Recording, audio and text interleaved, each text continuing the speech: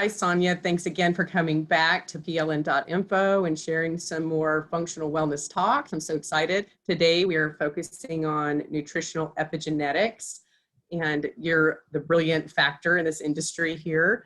And so let's get started. Let me share my screen real quick. Thank you so much for inviting me. That's great. Yes, yes. Are you all cooped up at home? I am, but at least the sun is shining today, so I'm getting some vitamin D here in Minnesota. It is snowing a lot.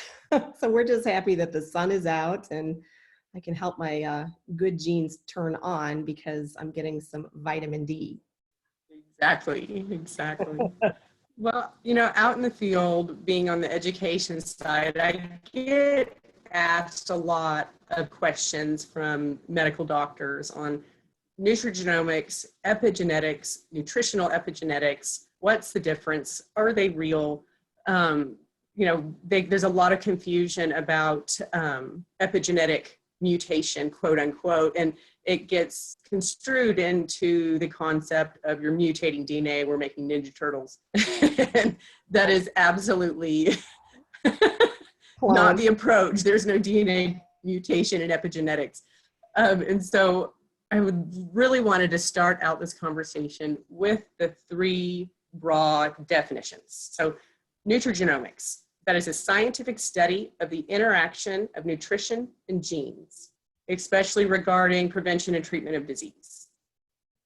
And so looking at epigenetics, this is the study of changes in organisms caused by the modification of gene expression, rather than alteration of genetic code. Like we just said, this is a modification of gene expression, not an alteration.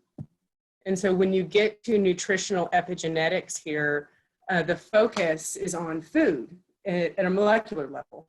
It's really how molecules in food interact via the metabolic system with molecules that attach to the DNA and control levels of gene expression. So with that, this piece of broccoli and its nutrients that it has, or it could be laden with environmental toxins, we don't know, but hypothetically, this good piece of broccoli is going to affect how our DNA expresses itself. And this being your wheelhouse of, you know, what you do with Regenerate and offering these kind of epigenetic labs, you know, there's so many articles that I've kind of combed through, especially on the Regenerate side, that has really helped focus how type 2 diabetes, obesity, inflammation, neurocognitive disorders can all be assessed via epigenetic channels for education. Yes, it's so very interesting. And as I learn more and more about the science of epigenetics, your slide here, emerging science, really hits it right on the head because this is a newer industry. 10 years ago, when you talked about epigenetics, it was this sort of little gray fuzzy area that nobody knew much about. And we know now that, you know, if we fast forward about 5 years, this industry itself is slated to be worth about $25 billion globally. So what does that tell us? It tells us that we're really on the forefront of something that is really, really big.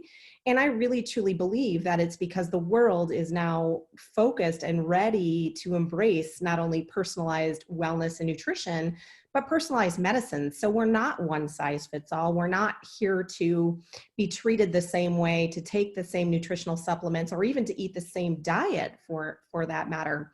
So it's a really fun way of looking at each individual and, you know, looking at their behaviors and their interaction essentially with the environment. So there are a lot of things that modulate epigenetic gene expression, things like, of course, diet, whether it's good or bad, environmental toxicity, or, you know, things in your water, the amount of pollution in the air.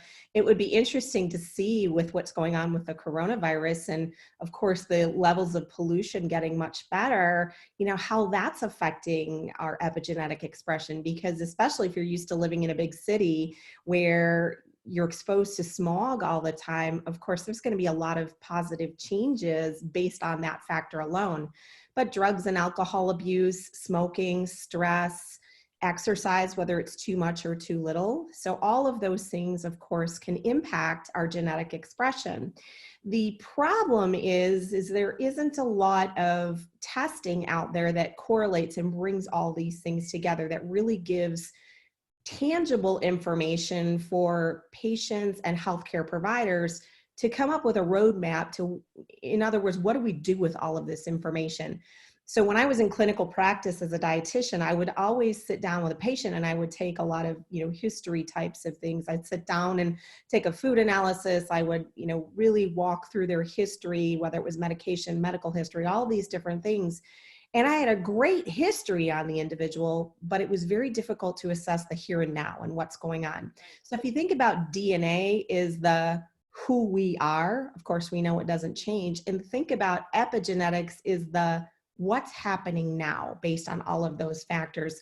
And then, of course, as you said, nutrigenomics is kind of bridging it all together. It's those lifestyle factors as they come from food and how they're talking or relating to our genes. So at Regenerate, we have an incredible new epigenetic biomarker profile test. We call it EBP for short, because it's a lot to say. But essentially what it does is it's a first morning void urine test, and it looks at epigenetic biomarkers and metabolites and really how our body is behaving as it relates to gene expression. So we look at 6 key areas. We look at B vitamins and methylation. Of course, that's a really, really big area, of course, as we know. We look at overall energy production and, why somebody may be lagging in energy. So we look at mitochondrial health, all of that kind of stuff. We look at inflammation and oxidative stress. We look at amino acids, muscle assessment, and gut assessment. So it's a very, very comprehensive test. As a matter of fact, just 2 days ago, I got the results of my very first EBP back, and I was really amazed at what I saw, because I knew some things that obviously changed in my world. It's changed in everybody's world, as we know. So it was really interesting to see the outcomes of this test and be able to correlate it to what's going on in my life right now. So I've been eating a lot more plant-based, and it was interesting to see that there were a lot of fingers pointed, I guess. When you look at the test itself, it's, of course, when we look at metabolites, it's more of the based on, these different metabolites that we're measuring, what could be happening within the body, with the body systems. And so a lot of my amino acids were, let's just say, needed some improvement. And so I know now, based on the test, that I have a tangible roadmap to not only make some dietary changes, but also this particular test, through an approximately a 20-page report, gives you all of the information as far as what supplements that I should be taking. So no longer do I have to guess based on a list of symptoms or based on information somebody shared with me about a supplement they take. I now actually have a valid roadmap of what to follow to be able to select the right supplements to address the here and now and what's going on with my genetic expression. So it's a very comprehensive test. It gives you a lot of information, and it's something that, as one of my providers said about a week ago, it's like a moving target. So it's something that should be done about every 90 days, because we know that based on different things in our lives, that our gene expression changes. So I'm really, really excited that we're able to offer this to healthcare providers as well as to patients and our partners here at Regenerate. Yes, it's super exciting. I found it to be a great addition when running that baseline and having the DNA is kind of, I tell people, just because you have your homozygote for a polymorphism doesn't mean it's turned on. It doesn't mean it's immediately affecting you at the moment. It's identifying a weak link, right? A potential. But unless all the symptomology and labs all align, it hasn't been activated. And that's why it's so important to look at the nutritional epigenetic factor, because that is the ever-changing side. We need to look at what is weakening the DNA and be aware of, if I have an IL-10 genetic hiccup, well, then we probably need to make sure that any kind of nutritional environmental burden that could affect that polymorphism is taken care of. And that's why it's so important. I feel I tell them at least once a year, just like you run an annual CBC, we should look at that once a year and see where that variant lies. Yeah, 100%. So it's kind of like it's a hand and a glove. So the hand obviously is that hand print that doesn't change. Your fingerprints stay the same. But to your point, you can do all kinds of things to really shelter the bad stuff, and hopefully it doesn't rear its ugly head. And on the flip side, we can work with by providing adequate nutritional support, work with our genes so that we're featuring more of the good behavior, which I think is so relevant when we look at all the different illnesses, some of which you have here on the screen. I mean, a lot of these have the root of poor nutritional health. And if we can just fix that problem, then we have a lot of tools in our toolbox as far as prevention. Yes, definitely. And I get this question a lot. How young do you see running these hair follicle tests, the epigenetic test? So the hair follicle test, which is another test, of course, that we personally have experience with children 7 and older. So essentially that hair test has been something, because it is actually not a diagnostic test. The hair test is more of it's a wellness test, whereas our EBP is an actual laboratory diagnostic test. So the EBP is a brand new test, and the custom superfood that connects to it on the back end. So what we do is we take the findings of this test and we formulate for each individual, based on their epigenetic biomarkers, a custom blended whole food plant-based nutritional supplement. And it's actually more of a whole food blend than it is truly a supplement. So it works really nicely with other supplements. But for children, we have allowed them to actually go through the testing, and children ages 7 through 12 would actually then go through the test and have a half a serving of our custom superfood. And over the age of 12, it would be a full serving. So, it really is obviously up to the discretion of the provider as to what they would like to do with the testing. Yeah, I see a lot of pediatrics that have GI issues, many issues, an array of issues, and they're so hard to really get in there and tackle. And a lot of times it goes back to what is going in or not. Or not, right? We're having cupcakes instead of broccoli, right? Right. At least put the broccoli in the cupcake. Right. Probably the only way you're going to get it down. Really knowing. You're right. So really having that tool to say, this is the fuel you need. This is unleaded premium diesel. This is the fuel you need. To me, the younger you are and become aware, that's the preventative side.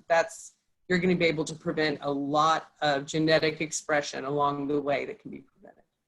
100%. I mean, we're trying really hard to not say prevent disease, obviously, because we can't say that. Our hands are always tied with semantics, but any other meaning that you can think of.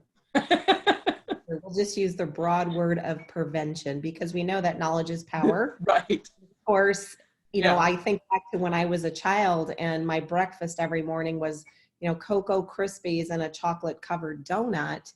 And then, as I went to college and all of that, it was the low fat diet that was popular. So it could have as much sugar as possible as long as there wasn't any fat. Obviously, we've grown a lot in our understanding of health and nutrition since then.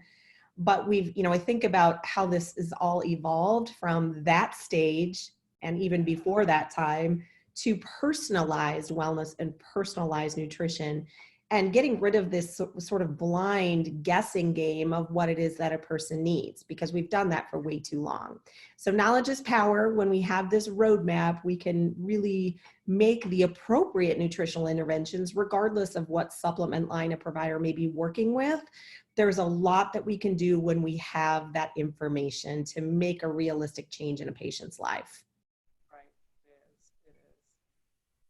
Awesome. Well, if anyone is trying to find where they can access this information, here are the websites. If you need the DNA panel, that is also listed there. The physician's labs and epigenetic panel is listed at the bottom. Sonja is here to also support your clinical practice with any information that you may need. And I thank you again for being on our Functional Wellness Talks. Thank you. So much fun as always. I'm looking forward to the next one. Yep. Next week, next Thursday. Same time, same channel. Thank you.